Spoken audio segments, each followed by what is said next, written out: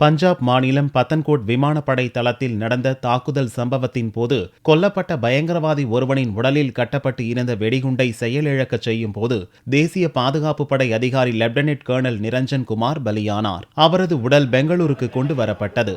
Bengaluru bell மைதானத்தில் வைக்கப்பட்டிருந்த நிரஞ்சன் உடலுக்கு கர்நாடகா முதல்வர் சித்தராமையா அஞ்சலி செலுத்தினார். நிரஞ்சனின் உடல் அவரது சொந்த ஊரில் திங்களன்று நல்லடக்கம் செய்யப்படுகிறது. 32 வயதான நிரஞ்சனின் குடும்பம் கடந்த 30 ஆண்டுகளாக பெங்களூருவில் உள்ள தொட்ட பொம்மச்சந்திரா என்ற இடத்தில் வசித்து வருகிறது. கர்நாடக மாநிலம் பெங்களூருவைச் சேர்ந்த அவரது வீட்டில் உறவினர்கள், நண்பர்கள் உட்பட பலர் திரண்டு நிரஞ்சனின் குடும்பத்தினருக்கு ஆறுதல் கூறினர். நிரஞ்சனுக்கு 3 ஆண்டுகளுக்கு முன்புதான் திருமணம் நடந்தது. இவரது பூர்வீகம் கேரளா. ஆனால் பின்னர் பெங்களூருவில் குடியேறினார். இவருக்கு 1.5 வயது குழந்தை உள்ளது. இறுதிச் சடங்குக்காக நிரஞ்சனின் உடல் அவரது சொந்த ஊரான எலம்பச்சேரி கிராமத்துக்கு கொண்டு செல்லப்படுகிறது.